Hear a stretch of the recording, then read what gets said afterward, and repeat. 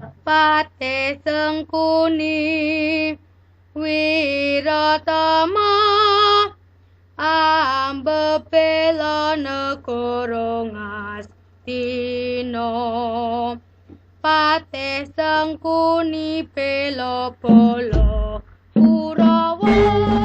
Adikku Di Sengkuni. Yai, sapa maneh kang pantes tak percaya momong anak-anakku Kurawa. Kejaba ya mung sliramu. Mula Di, gandeng kowe kuwi awas paninggalmu tak jaluk kowe kudu bisa muktekno lan momong para Kurawa ya. Yai Suman. Suman, Kang Mbok Gendari.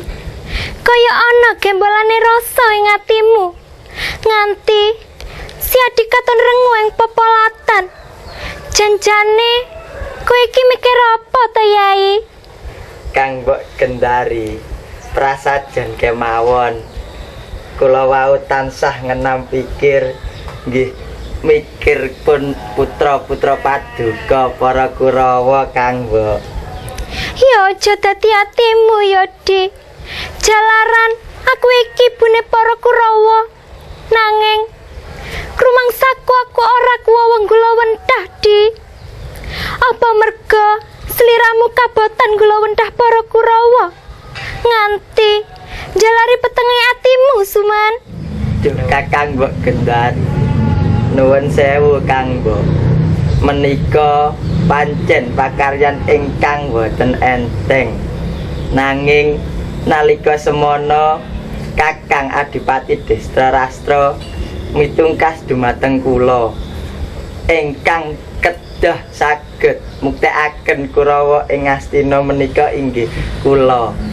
Nanging ing Astina menika kathah sandunganipun Kang Mbok. Sing mbok anggap sandungan iki sapa to, Yai? Mboten wonten sanes. Sandungan menika inggih Sang Mahatma Bisma tuwin Sang Raden Yama Widura. Priyagung kekalih menika Narendra ingkang dados sandungan kula Kang Mbok. Menawi kula wonten kaliyan tiyang kekalih menika inggih kula mesti kasoran Kang Mbok. Apa ing tembene anak-anakku iki ora bisa ngenyam kamukten negari Ngastina, Suman? Kang Mbok, supados Kurawa saged mukti ing Astina, sewu cara bakal kula laksanakaken Kang Mbok. Sampun Kang Mbok, kula nyuwun pamit Kang Mbok.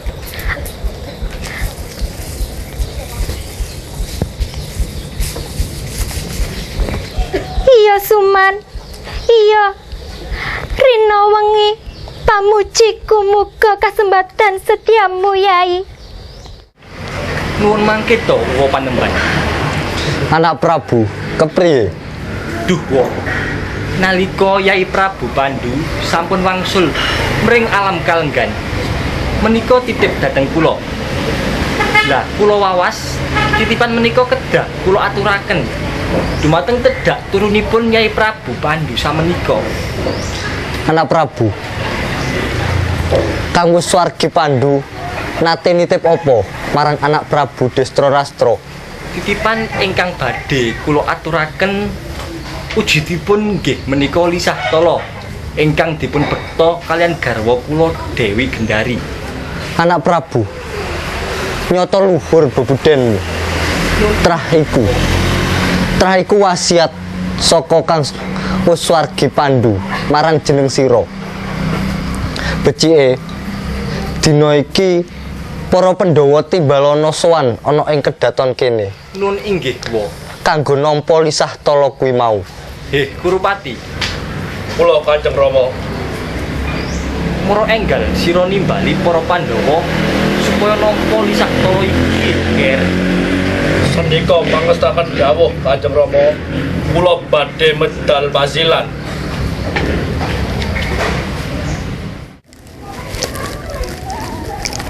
Angger Krupati, Inggih, Paman.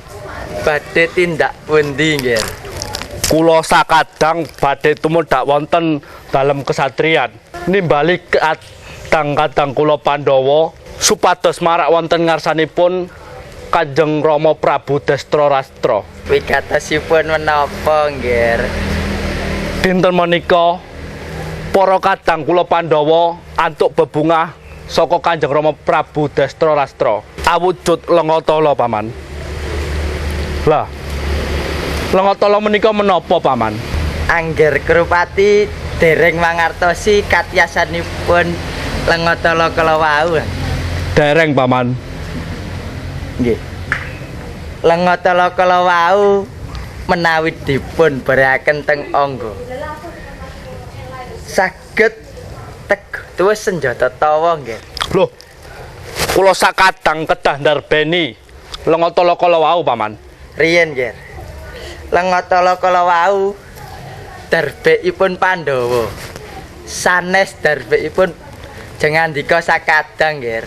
Kok saged panjenengan matur kaya mekaten? Liripun kados pundi, Paman? Cariyosipun mekaten nggih. Rikala semana Raden Pandhu Dewanata dados jagoning dewa. Sinuwun Pandhu angsal bebungah saking dewa kang awujud Lengatala kala wau nggih. Lajeng Lengatala kala wau saderengipun Prabu Pandhu seda dipun tepaken Kang Rama Prabu Destrorata supados menawi Pandhawa sampun dewasa dipun paringaken dumateng Pandhawa nggih. Wonten saged, Paman.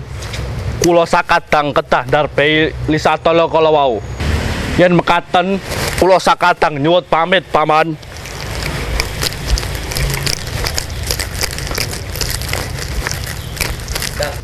Jagat Dewa Bathara.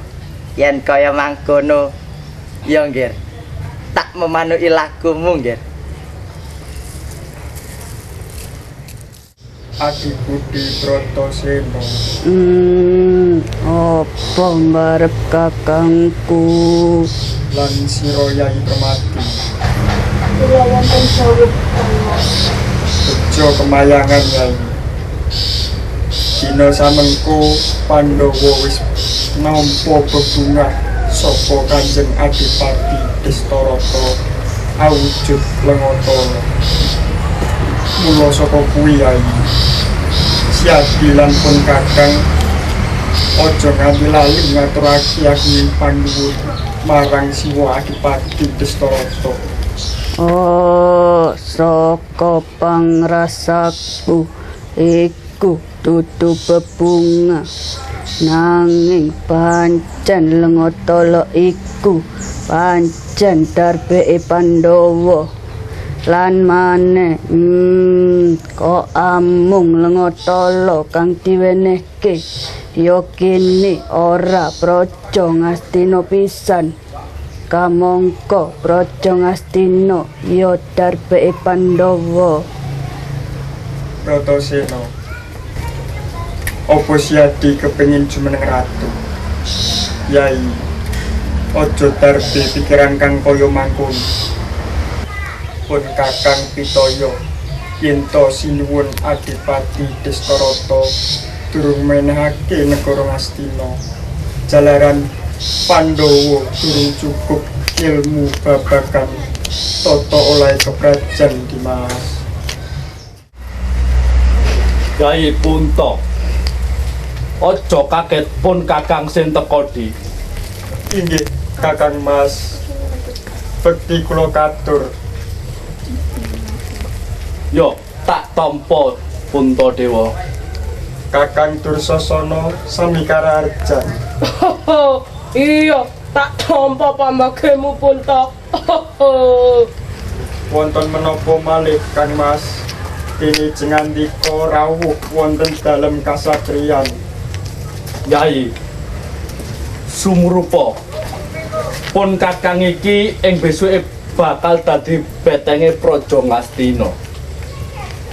Saka pamawasipun kakang, aku kudu duweni sifat kandel. Lah, mentas wae Siadi antuk bebungah saka Kanjeng Rama Prabu Destrorata.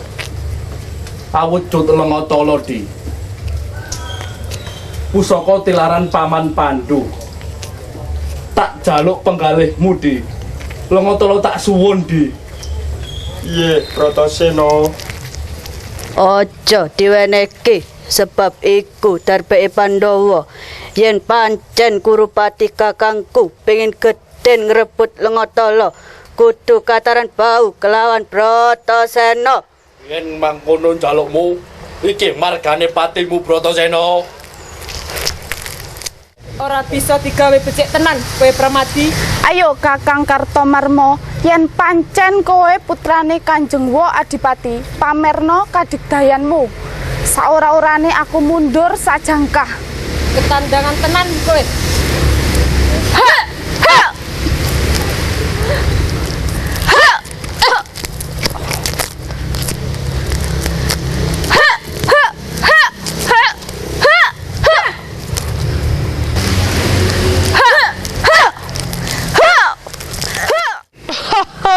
Pirang dino tak ladeni le. Maju legane atiku lawan tupak jebol dadamu Dursasana.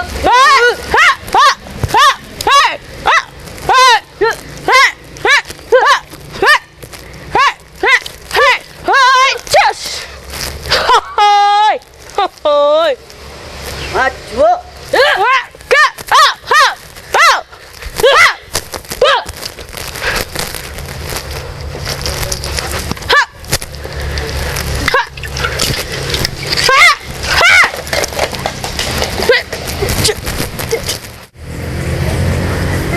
Loh, iki lisah tala wis tumiba ing Jarambah.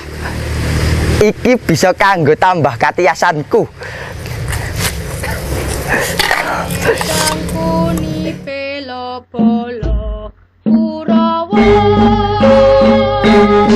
Kaki Destra Rastra, Wonten dawuh wa Panembahan. yen tak sawang putra-putramu Pandhawa wis katon diwasa. Punwa amung ngimutake kang wis swargi kaki Pandu. Yen to para Pandhawa besok wis akiring diwasa. Jeneng sira ndang age-age balekake Praja Ngastina marang Puntadewa sakadang. Nuwun inggih Guwa. Kula mboten badhe melik anggendong lali bab keprabon Ngastina. Malah kula tansah ngajeng-ajeng benjang menapa kula enggal masrahaken Praja Ngastina dumateng anak-anak kula Pandhawa. Anak Prabu, banjur kapan anggenmu minisuda para Pandhawa? Kados prayogi benjang pajarulan menika wa Panembahan. Anak Prabu, punwa apa kang jumurung dadi kersamu? Nun inggih. Sengkuni Kula wonten dawuh sinuwun. ora ndadak lidah sinambung mara enggal sira tata-tata kanggo minisuda para Pandhawa ing Sitinggil Kutaraja lan Pendopo Agung Negara Ngastina. Aja nganti nguciwani Yayi. Kepareng matur sinuwun. Iya, matura. Saking pamanggih kula saderengipun dipun wenteni wisudan ing Sitinggil Nagari Ngastina, langkung prayogi dipun wonteni adicara syukuran sedalu natas ing pamrih tembinipun para darah Barata menika boten weya dumateng jejibahan ingkang utami. Kados lekasipun para pepunden ing yasa Nagari Ngastina sinuwun. Welah, melutik pikirmu Yayi. Banjur carane kepriye? Para Pandhawa lan Kurawa mrika ing tata lair sami caos sesaji sawungon sedalu natas ing batos tansah momot ngleluri lekasipun pepunden cikal bakal Ngastina sinuwun. Iya. Banjur papan ngendi kang pantes mujudake kekarapanmu kuwi Yayi? Wonten kita Pramanakati sinuwun. Mengko dhisik Suman. Kowe mau matur pasanggrahan Pramanakati Inggih. Yen ora salah, pasanggrahan Pramonokoti iku yasane kang Wiswargi Prabu Sentanu.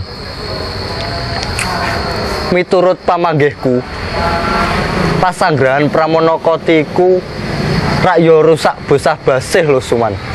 Inggih saged dipun dadosi langkung rumiyin. Yo. Sakarepmu Suman. Sengkuni, Kula wonten dawuh sinuwun. aja kesuwen dina samengko mara enggal sira tata-tata nyametakna ubur rampe kanggo mangun pasanggrahan Pramonokoti. Inggih mangestakaken dawuh sinuwun. Warsi Mahatma Bisma. Iya Kaki. Dewi Gendari, Kula wonten dawuh pangendika sinuwun. Dewi Kunti, Kula wonten dawuh Kakang Adipati. Yayi Yama Widura lan kabeh wae putraku antaraning Pandhawa lan Kurawa. Kula wonten dawuh Bapak Prabu. Prayogi ayu lereng sawetara kanggo anggranti pamanmu sing lagi wae mangun pasanggrahan. Mangestaken dawuh Pandhawa. Angger Gurupati, Wonten dawuh Paman Sengkuni. panjenengan kula aturi tanggap napa ingkang badhe kula tindakaken nggih. Kersanipun Kanjeng Paman menika kadiparan. Ngaten nggih. Mboten kok kula menika ngajari duraka menika mboten. Nanging jengandika menapa lila menawi masrahaken nagari Ngastina dumateng para Pandhawa nggih. Paman Sengkuni. Negara Ngastina menika hak warisipun para Pandhawa. Kula kedah lila legawa masrahaken praja Ngastina dumateng kadang kula Pandhawa. Oh ngaten nggih. Menawi mekaten inggih mboten menapa. Nanging menawi pranatan ratu menika kados pundi nggih? Kaping setunggal inggih saras jiwa lan raganipun Paman. Kaping kalih kedah wasis Meranata Nagari. Kaping 3 inggih putra pambayanipun ratu Paman. Lah Pandhawa menika putranipun sinten? Menika putranipun Prabu Pandu Dewanata. Mongko Prabu Pandu menika putranipun Prabu Kresnadipayana ingkang kaping kalih. Kedahipun ingkang jumeneng ratu menika Kang Rama Prabu Dastarastra. Lajeng kersanipun Paman Sengkuni menika lajeng kados pundi Paman? Kamangka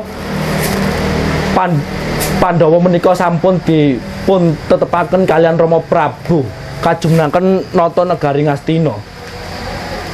Ya Dursasana. Inggih, Paman. Dina iki celuken undhagi Purocana supaya ngadhep ing ngarsaku nggih. Inggih, sendika Paman.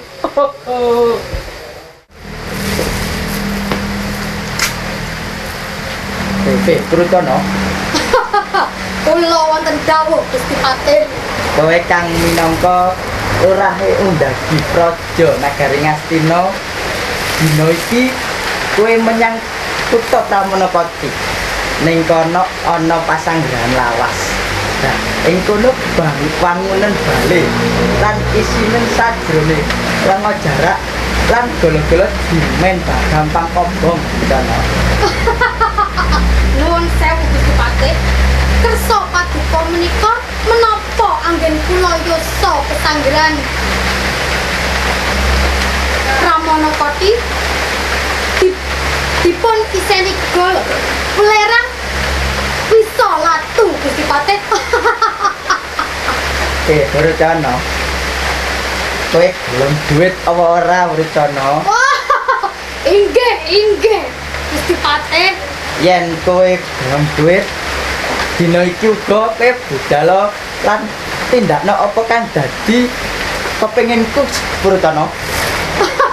Inggih, ngestokaken dawuh Gusti Patih.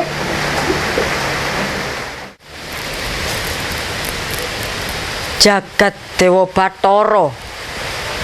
Lah kok ora penak tenan rasane atiku. Sanjaya.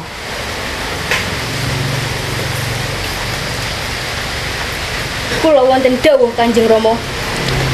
Nitik gelagate para kadangmu Pandhawa kang mesti bakal dipaeka dening Patih Sengkuni sak Kurawane. Nanging rahning durung ana bukti lan nyatane. Mula pun Rama kudu sing ati-ati, Nggir.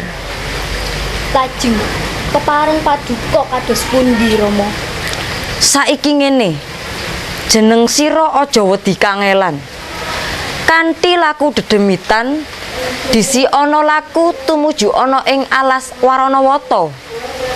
Sira dak keparengake nggo prajurit sacukupe. Yen wis gawe luwengan tumuli tutupen anjang-anjang sakjroné bale kang bakal dibangun mau, Nggir. Inggih, mangestaken dawuh Kanjeng Rama. Gawe trowongan wiwit saka leladan Waranawata tembus nganti tekan sak njabane pasanggrahan Pramanakoti. Ya mbok menawa trowongan kuwi mau migunani tumrap kasugengane kadangmu Pandhawa, Nggir. Nuwun inggih. Kepareng kula nyuwun pamit Kanjeng Rama. Yo, tak pangestoni. Aja nganti konangan. Inggih. Sing ati-ati yo, Nggir. Inggih Kanjeng Rama. Liwat mburi yo. Bratasena. Kene Bratasena. Bratasena. Iya guru ana apa? Bratasena, sadurunge sira tumuju ana ing alas Waranawata, mawanti-wanti pawelingipun paman tumrap jeneng sira. Aja nganti pegat kaprayitnen. Yen sekirane ana kedadean kang andupara, kudu tanggap ing sasmita. Ayo mono ibu lan kadang-kadangmu ya, Nggir. Iya, aku nyuwun pamit paman. Yo, wis kono, ndang budal. Sami cara Arjan rawipun Gusti Ratu Kunti. Iya Dipati. Tanpa alangan sawiji apa? Bibi Kunti, kula ngaturaken sungkem pangabekti mugi konjuk. Iya Kurupati, wis tak tampa. Pangestuku wae tanpa nono Kurupati. Guralawan ing pambudi. Yayi Puntadewa, Bratasena, Pramadi lan si kembar padha becik. Inggih Kang Mas, Raharja sowan kula. Iya, antuk pangestumu becik ketaku. Pikantuk pangestu paduka Kakang Mas. Raharja sowan kula Kang Mas. Raharja sowan kula Kang Mas. Syukur yen mangkono. Bibi Kunti, nuwun sewu.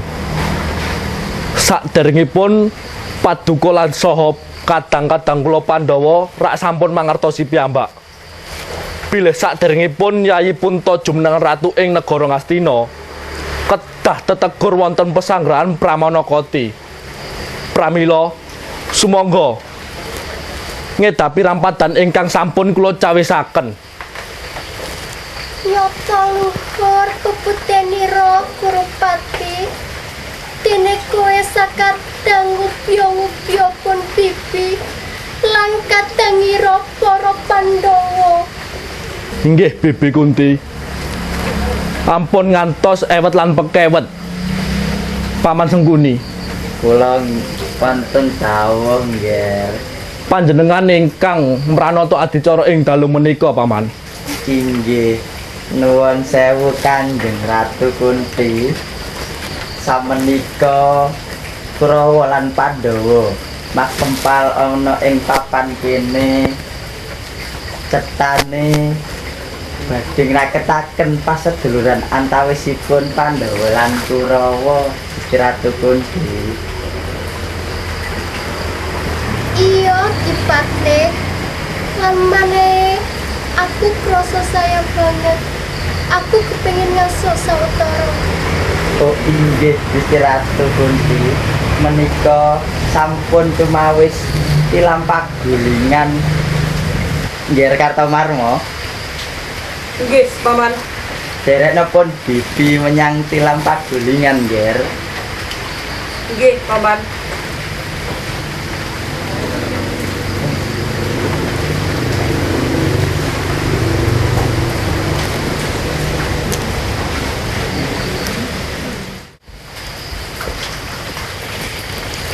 Yai Punta. Sadurunge ngedapi rampadan ingkang sampun kula cawisaken. Ayo tak kantri Andrawina. Duh Kang Mas, sangertos kula ngunjuk tuwak tuwin waranggang menika dados awisanipun nagari duwin agami. Menapa malih kula badhe jumeneng ratu wonten negari Ngastina. Menawi kula kerem nginum tartamtu dados kiblatipun kawula sak nagari, Kakang. Ora Yai. Tak jaluk sepisan iki wae Siadi aja nolak pengajakipun Kakang. Inggih. Namung sekedhike mawon, Kakang. Iya. Dursasana, Kartomarma, Citrasa lan Citraksi kono kadangmu ladenono. Inggih, Kang Mas.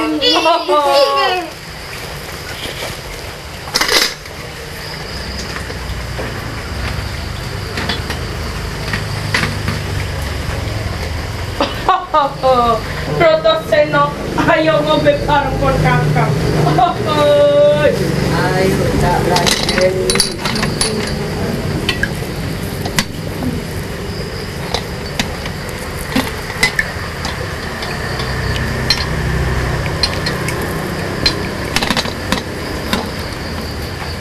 Ayo Di.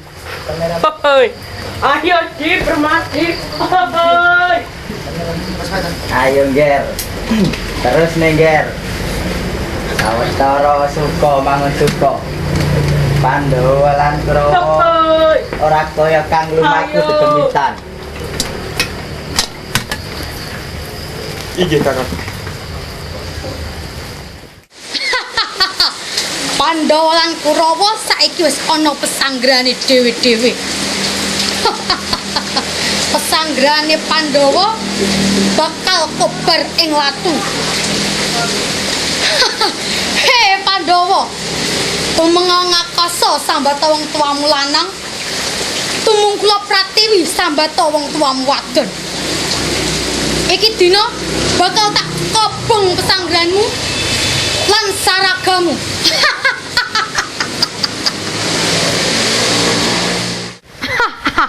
Pasanggrahan wis kobar ing latu. Iki dina aku bakal oleh bebungah saka Patih Sengkuni. Oh, Ki Patih. Kowe wis kasil ngobong pesanggrahan Pandhawa. Dina iki kowe bakal nampa bebungah saka Ngastina. Angger Krupati. Iki bebungah saka Ngastina.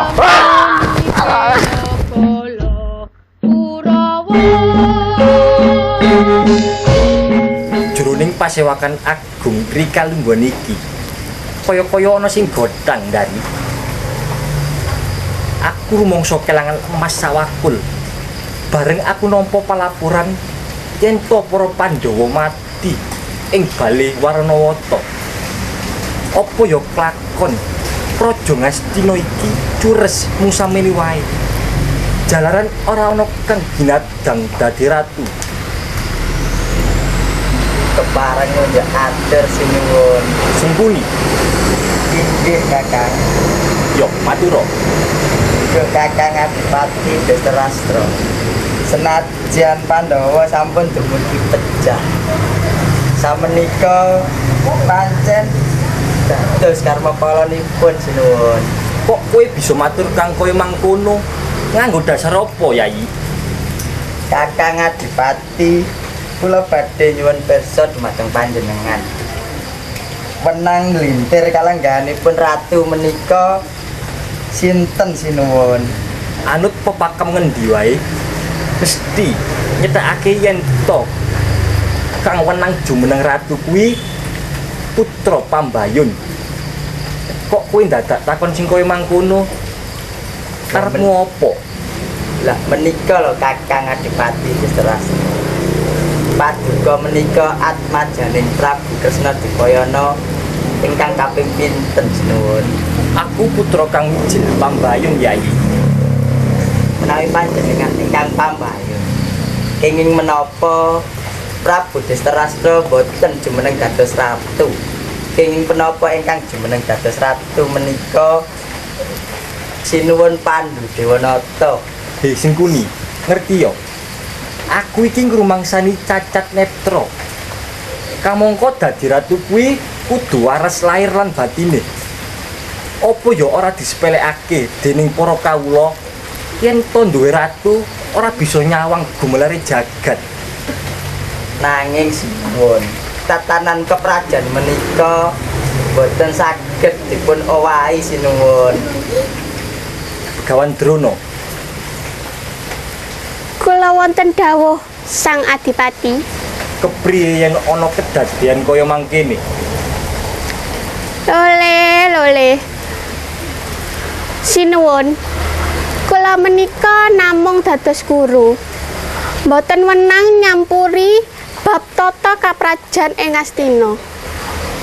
Menawi Pandhawa sampun dipun tetepaken pejah ing Balai Sigala-gala, sumangga anggen Panduka badhe nglintoni sinten ingkang kajumenengaken nata ing Astina.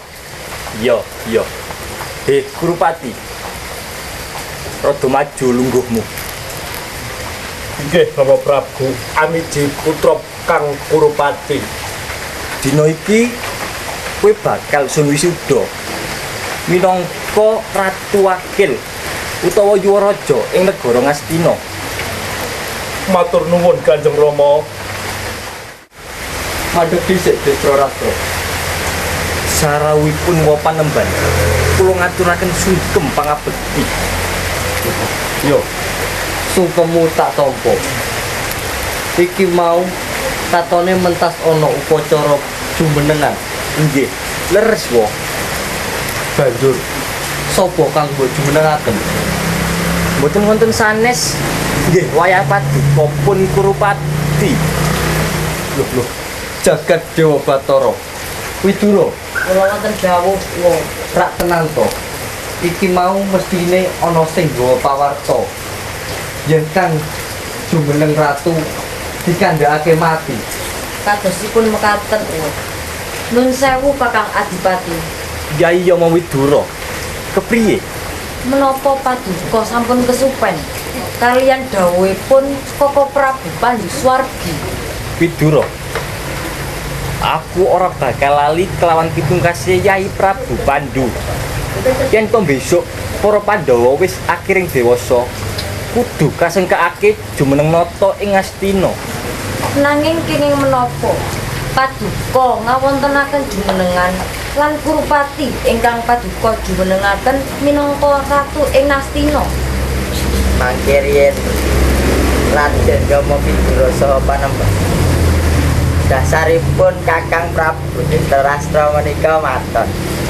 Menawi kedangun anggenipun Ngastina boten gadhahi calon ratu. Mangke mindak kirang prayogi dumateng Kakang Prabu Adipati Drestarstra. Lajeng samenika Pandhawa sampun pejah ing kitha Pramanakati panembahan Raden Yama Widura. Sengkuni, Pandhawa kuwi kobong apa diobong? Inggih, sampun cetha Raden Yama Widura. Pandhawa menika kobong. Wis. Aja mbok bacutake.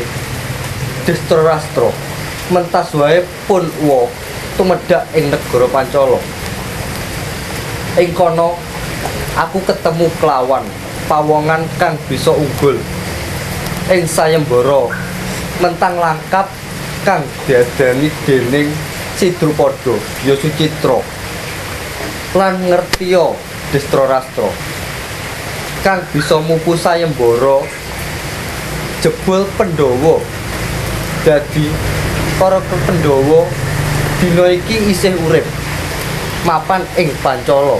Aduh, Ger, anakku Pandhawa. Ayo, ndang ajaan mulih Pandhawa lan Dewi Kunti. Yai Prabu Pandu. Ampunono aku, Rayi.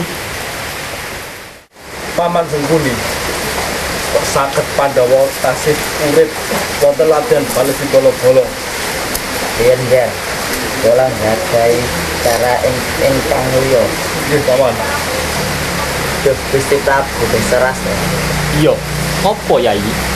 Keparunga kula matur. Kula nggadahi pamanggih. Samenika menawi pemanggih kula manika saged jalari perkawis menika Kakang Prabu. Menawi panjenengan boten ngersakake perang sedulur. Kados pundi menawi Pandhawa dipun paringi wewengkon Wonomarta menika Kakang Prabu. Kusik Yai. Aku kudu njaluk pamanggihe para Pandhawa luwih dhisik. Nger Puntadewa. Inggih sinuwun. Piye Nger? Yen saged nentremake negari Ngastina, Pandhawa saguh bangun alas dados praja kang ayom lan tentrem sinuwun.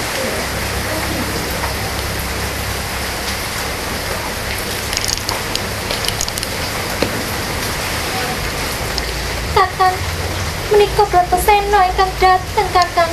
Bratasena. Maju Bratasena. Nger. Kowe wis dikondangno mati ana ing bale si golo-golo. Parandene kowe isih urip, Nger. Kula wilujeng lan ora kena apa-apa Adipati Destarastra. Dewa isih paring pepayem marang kowe, Nger. Sira teka mrene arep njaluk kawibawan Ngastina. Ora usah ngenteni sesuk. Mangsa kala saiki uga bakal tak paring nang kowe, Nger. Oh, aku ora kepingin ucik kawibawan Ngastina. Kawibawan Ngastina wis dheweke kadangku para Kurawa Adipati Destarastra. Banjur karepmu kepriye? Aku ora bakalan ucik kawibawan Ngastina. Aku ana kene. Aku arep njaluk pangestumu, arep babat alas mertani ngaji. Oh, Nger. Kowe kuwi putrane Prabu Pandu. Pandu kuwi adikku, Nger. Iya. Bakal tak pangestoni.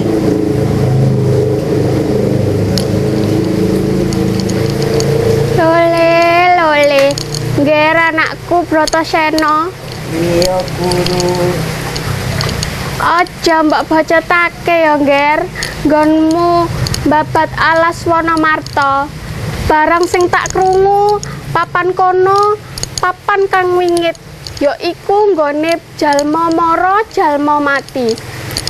Mandeka nggonmu babat alas Wonomarta, Bratasena. Guru ora sarujuk. Aku tetep babat alas mertani, Guru.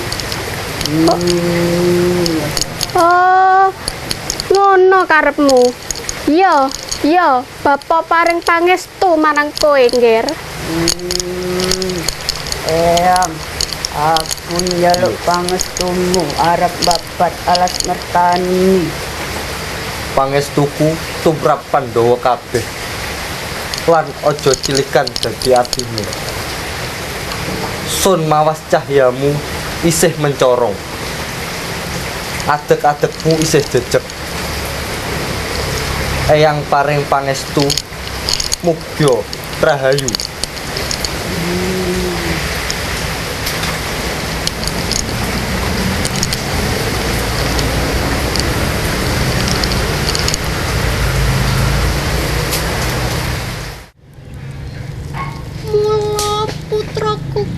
kabeh Pandhawa.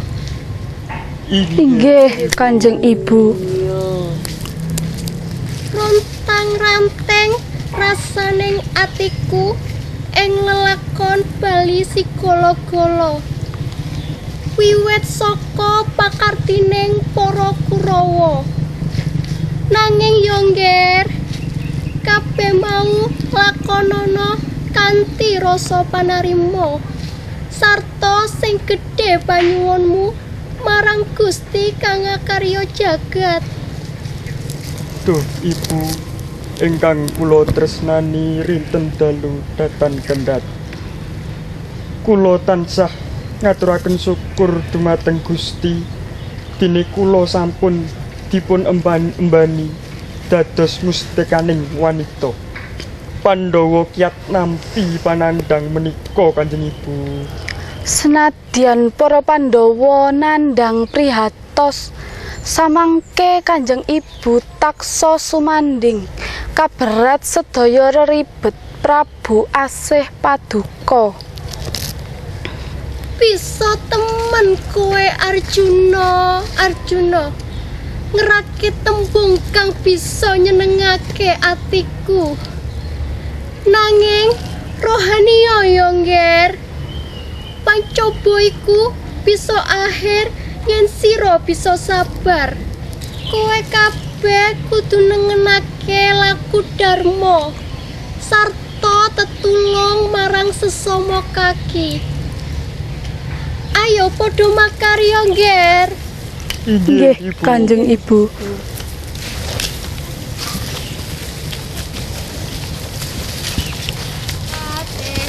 Puni pelo polo Kurawa. Paman Cengkuni, salebeting sesaji Raja Suya menika kula kawirangan. Dhisik mben jare mben sampeyan kandha yen para Pandhawa sampun diparingi alas mertani dibabati kula kinten Bratasena seda nanging tasih urip. Lole, pejah kalian gesangipun manungsa menika wonten tanganipun Sengkuni, nanging wonten tanganipun Gusti. Dipun budidaya pejahe para Pandhawa, nanging menawi Gusti dereng maringaken njabut nyawanipun Pandhawa, boten badhe pejah Pandhawa. Kula boten guneman kalian sampeyan. Nuwun sewu nggih. Cetane jengandika meri kalian Pandhawa. Jengandika boten pengin Pandhawa mulya. Nggih, nggih. Samenika ngrakita nawala lumantar gadhik paringaken Prabu Puntadewa nggih. Surasane jengandika jak rasukan dadu nggih. Yen Pandhawa ora gelem mesti purun. Watakipun Puntadewa kula mangartosi nggih. gandeng cenengipun kalian negara Ngamarta menika menapa? Lah, mangke lak kedah botoan. Botoanipun wiwit alit-alitan ngantos Paduka kedah pantun botoaken nagari Ngastina nggih. Loh. Botoi negara Ngastina. Yen Pandhawa menang, kula kalian sampeyan lak kere. Ngaten nggih. Sengkuni menika saged nyawetani perkawis menika. Nggih. Sengkuni nika terampil anggenipun dadu nggih. Jenengan boten usah kuatos nggih. Nuwun sewu, sumelekaken nggih. Kula radi boten sarujuk yen ngrebat negarane wong kanthi cara botoan. Sinten kemawon ingkang boten sarujuk kula aturi medal napa kula atur dipun pidana. Mireng napa mboten sampean? Oh, inggih. Kula nyuwun pamit.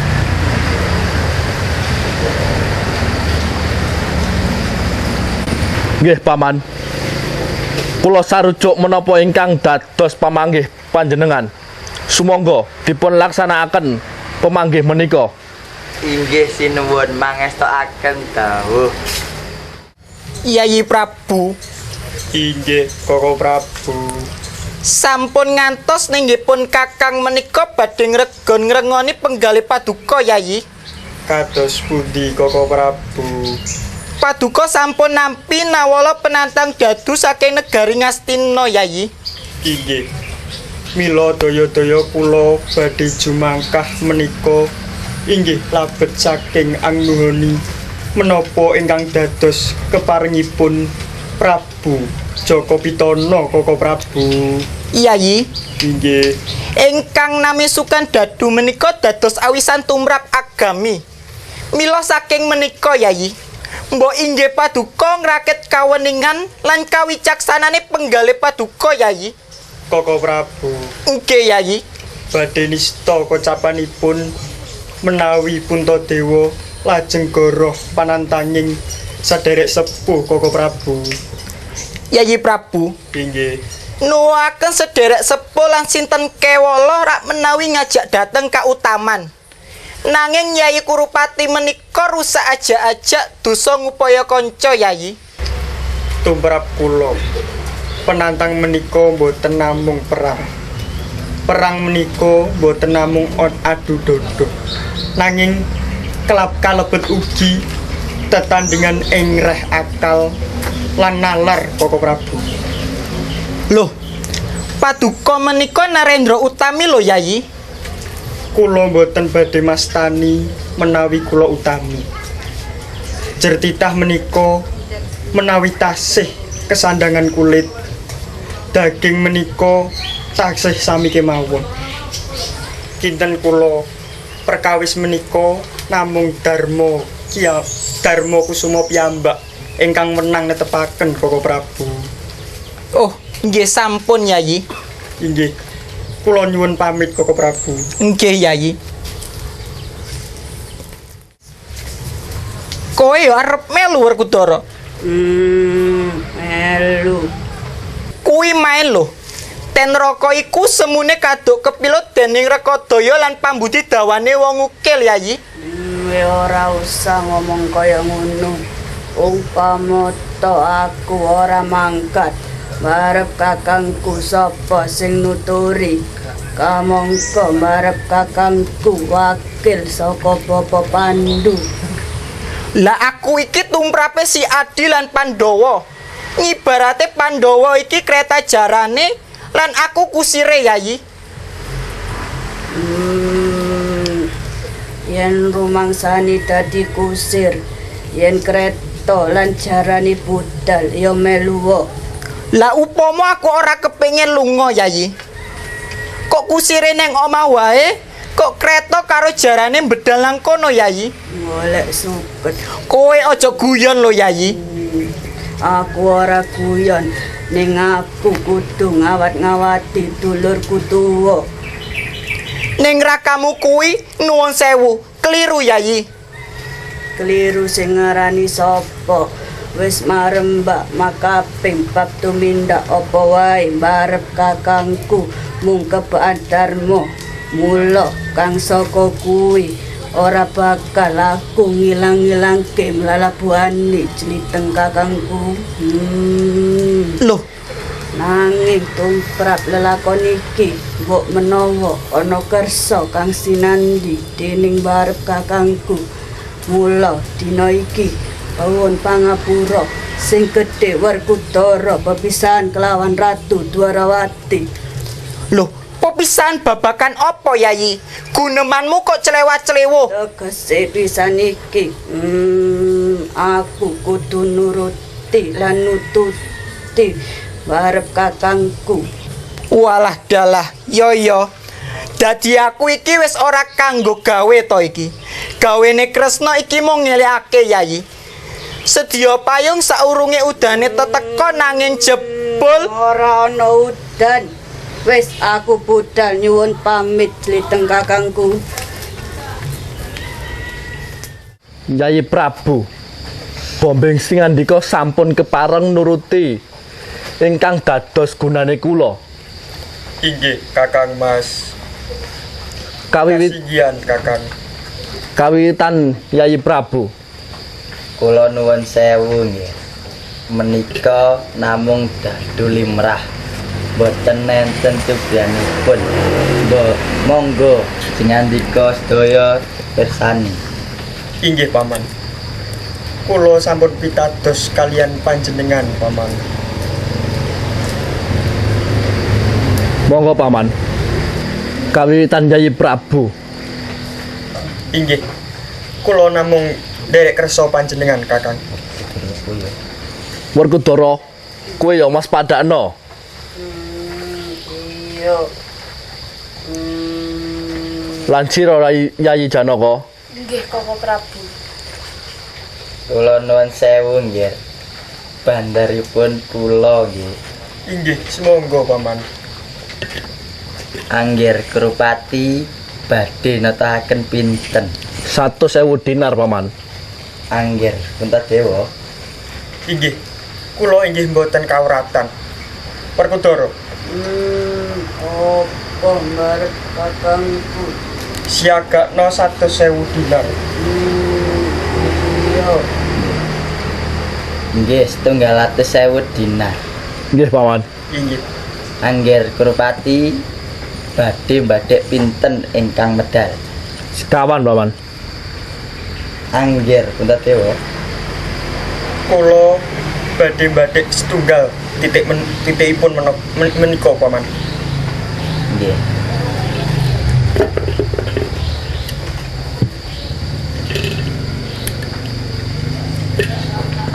Ingkang medal titik setunggal nggih. Dursasana. Inggih Kakang Prabu.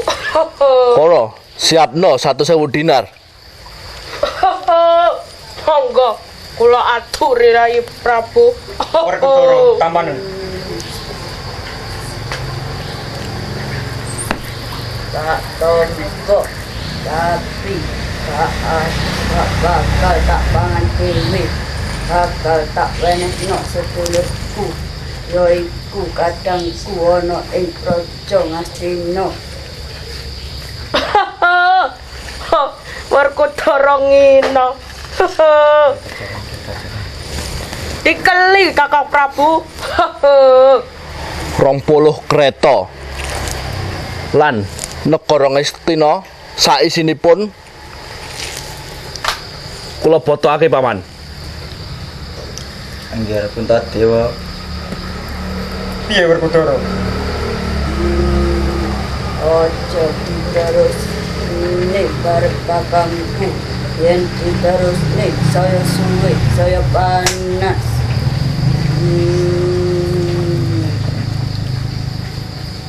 Wani napa boten Kakang? Inggih. Kula namung derek kepareng panjenengan Kakang. Nggih. Kula nuwun sewu. Angger Puntadewa badhe madhek pinten ingkang badhe medal nggih. Ingkang badhe medal menika titik 3 Kakang paman. Angger Krupati titik 6 paman. Nggih.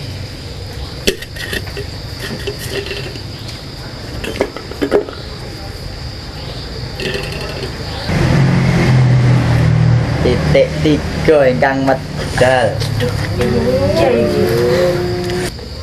Sampai niku pripun paman? Negara Ngastina sampun kula tohke, sampun kula botohake. Ati kula panas paman. Yayi Puntadewa. Inggih.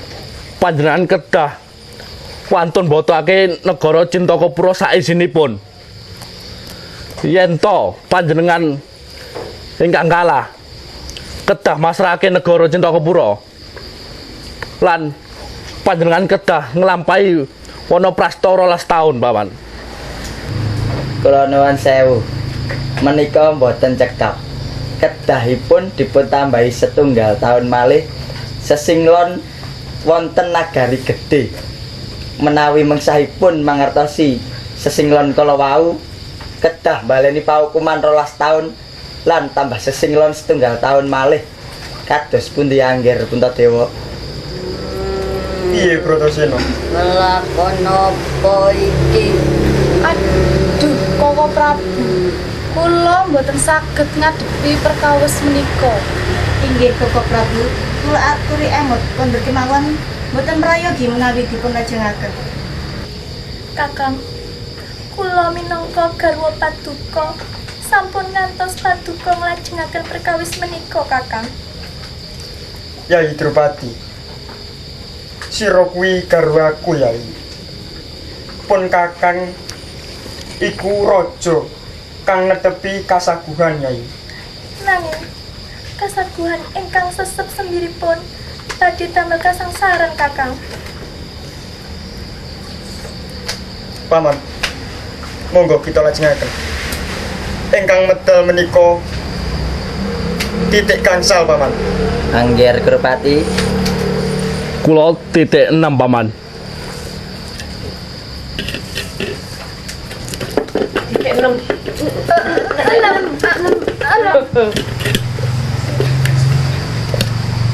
Titik 6 ingkang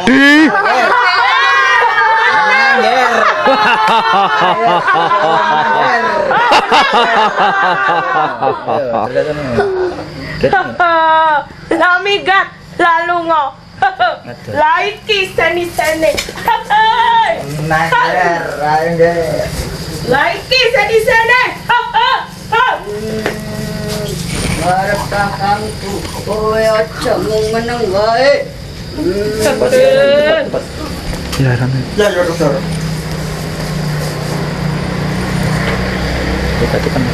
Yai Drupadi. Lembat tiga. Sira tak paringi kamardikan, Yai. Sira kuat majaning Narendra. Kulino leladenan dening para inyo.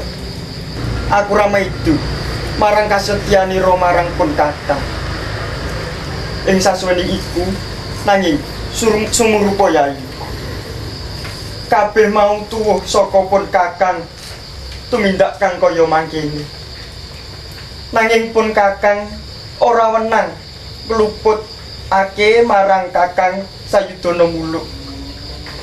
Sira wong ayu baliya menyang Pancala Radya, Yai. Aja nganti kasepyok ngaratan melu jroning penandang ana ing Wanagong, Yai. Sinuwun wujud kasetyaning garwa menika boten namung kalanipun kakung anggergem pangkat kawibawan, Kakang. Nanging kang tinitik kasetyaning garwa inggih menawi kula saged ngraosaken tembung Paduka sinuwun. Dateng pundi kula jungkar Paduka? Nadyan to manjing lak-lakanina kula badhe pisah kelawan Paduka. Hak, suwen. Ayo Kakang Dursasana. Ayo. Ayo Dursasana. Ayo Kakang. Ayo Kakang. Kesel betul. Ayo. Yuk, betul yuk. Terus. Sitapuni pelo-polo Kurawa. Kula Piye? Wis mareng matimu. kirangan Jare adimu Dursasana disempal-sempal karo Werkudara. mboten semerap. Apa pamanmu Sengkuni isih urip? Taksih. Kongkon mrene. Nggih, mangestaken dawuh.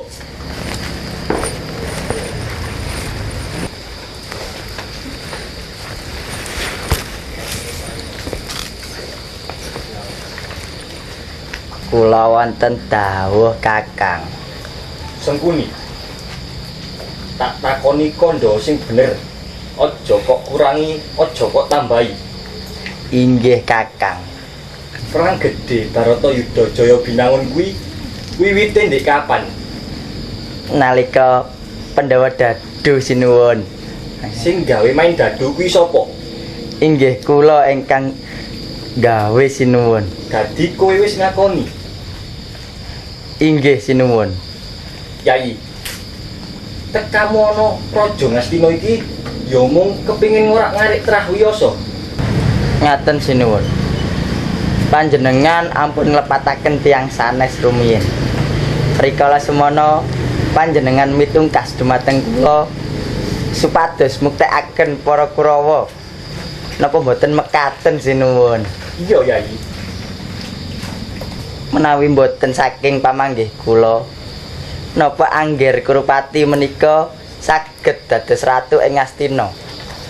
Lajeng Angger Dursasana menika napa saged dados Pangeran Pati sinuwun. Lajeng lepat kula wonten pundi sinuwun? Ning golek kalungguhan. Dalan sing becik-becik lak yo sak pirang-pirang, Yai. Awan lan saenipun kan ingkang nglampahi sinuwun. Menawi mekaten sakmenika jejiwan kula sampun rampung sinuwun. Sampun rampung kepriye Suman? Anakku satu ora bisa diarep-arep. Nanging kowe kok isih meger-meger ana kene Suman. Kowe ora gelem ning palagan kanggo mbelani anak-anakku. Gedhe dosamu Suman. Ngeten Kang Mbok. Kagem nebus dosa-dosa kula. Kula samenika badhe madeg Senopati ing palagan. Sampun Kang Mbok, kula nyuwun pamit. Arya Gajaksa lan Sira Sarabasanta. Ana apa Kakang Sengkuni? Sira kekaru wis tak wenehi kamukten ing Astina. Dina iki aku bakal nebus dosa-dosaku marang Praja Ngastina. Dina iki sira kekaru tak jaluk dadi senopati pengapit. Ledala, Kakang Arya Sengkuni badhe ngadeg senopati. Sampun kuatos Kakang. Kula ingkang sumadya dados pangapit. Ya, dina iki uga ketapno dadamu, kerikno wadya balamu. Ben katon plasa jenar kuwi duweni adeg-adeg. Sampun kuatos Kakang. Kula badhe ngetopaken wadya bala, kerit lampit, gajah gelar, singa barung. Pilok kula ingkang dados pangapit Kakang. Kula ugi saged dados pangapit Kakang. Maju!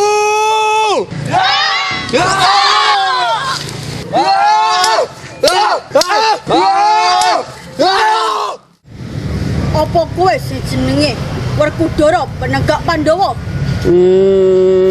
Iya, aku Werkudara. Kowe sapa? Aku Sarabasanta. Aku Gajaksa, minangka senopati pangapit Patih Sengkuni. Ning kene tiba patimu Werkudara. Cangkeme maju. Mati dening aku. Yo.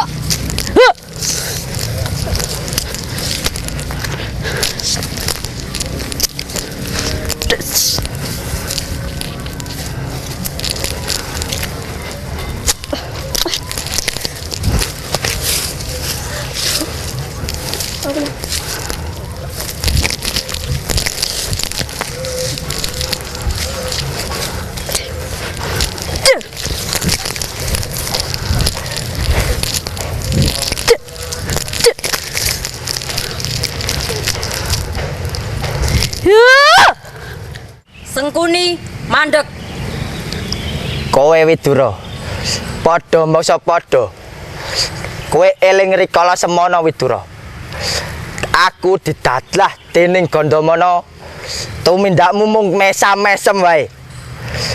Kowe golek kanca sing cacat, sikilmu gejik, tumindakmu candala, Widura. Sing luwih elek ya kowe Sengkuni.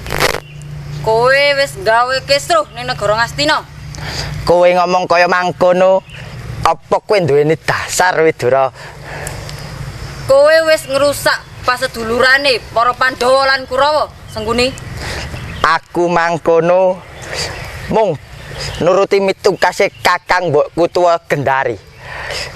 Kakang Mbok pengen muktekake Kurawa ing Ngastina kene. Lan yen ora saka pamanggihku, Pandhawa ora duweni negara Ngamarta Widura. Kowe pancen isane mung gunem tok Sengkuni. Yen pancen kowe duweni jiwa kasatriyan, iki lho Adepana sing mandhegani para Pandhawa. Aku ora trima yen kowe gawe Pandhawa kaya mangkono. Maju legane atiku Sengkuni. Ya, Widura, lakon bengkah dadamu Widura. Hoi. Bener. Satu. Satu. Ya. Bakal mati dene aku Widra.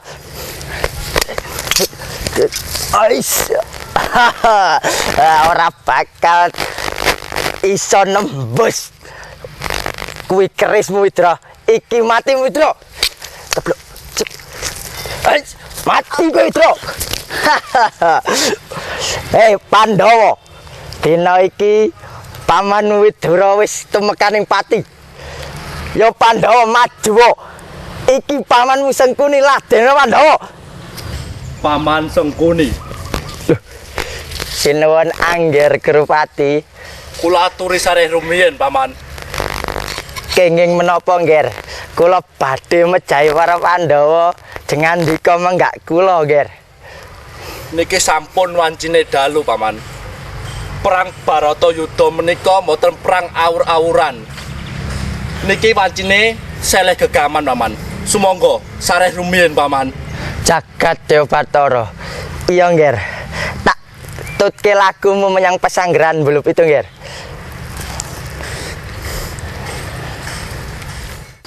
Angger Duryudana. Wonten dawuh menapa Rama Prabu? Kok katone kowe beda kelawan Padatan? Apa kowe isih mikir babagan perang kang wis dumadi, Nger? Nuwun pangapunten Rama Prabu. Kula ngraos gelo amargi kadang-kadang kula Pandhawa sampun seda wonten Tegal Kurusetra Rama. Wis, Nger. Aja dadi atimu. Kuwi kabeh dudu luputmu. Ning kuwi kabeh sing jalari ora ana liya ya pamanmu Sengkuni. Nuwun sewu Rama Prabu. Menika sanes lepatipun Paman Sengkuni. Paman Sengkuni menika yasanipun kathah dumateng kadang-kadang kula Parawa. Inggih, ingkang utami nggih kula Rama. Nanging merga watak licike pamanmu Sengkuni sing kepengin ngorak-ngarik trah wiyasa lan praja Ngastina. Lan merga saka rekadayane pamanmu Sengkuni, para kadang wis mati, Nger. Nun sewu Kakang Adipati. Menika sanes lepatipun Nyai Sengkuni. Kok kowe bisa matur kaya mangkono? Karepmu apa, Kendari? Menika Kakang Adipati. Sengkuni sampun nyasa dumateng kita sedaya. Yasa sing kepriye, Yayi? Menawi boten wonten Sengkuni, putra kita para Kurawa boten saged mulya Kakang Adipati. Nuwun sewu Rama Prabu. Ingkang dipun aturaken Kanjeng Ibu menika leres. Kok kowe bisa sarujuk kalian ibumu? Buktimu apa, Nger? Nun sewu Kakang Adipati. Kula pitados yen Sengkuni menika nglampahi Allah. Nanging menika sedaya kagem mulyakaken putra kita para Kurawa, Kakang. Nuwun sewu Rama Prabu. Ingkang dipun aturaken Kanjeng Ibu menika leres. Yen to mboten wonten Paman Sengkuni, negara Ngastina menika mboten makmur. Amarga negara Ngastina menika mboten gadhahi rakyat. Separo rakyat sampun pindah wonten wewengkon Ngamarta. Ning apa kudu ngorbanake wong liya? Ini gini ya para kadangmu dhewe, Nger. Nuwun sewu Kanjeng Rama. Paman Sengkuni menika ngurbanaken tiyang sanes kagem nglestantunaken praja Ngastina. Lumantar kula kajumenengaken dados ratu wakil praja Ngastina. Inggih Kakang. Nanging tumekaning pati para Kurawa menika sampun dinares. Kita kedah lila lair lan batin, Kakang. Iya. Tindak pikir-pikir kuwi bener anane. Nger Duryudana. Wonten dawuh Rama Prabu. Kuwi balono pamanmu Sengkuni. Aku bakal menehi bebungah marang pamanmu, Nger. Mangestaken dawuh Rama Prabu.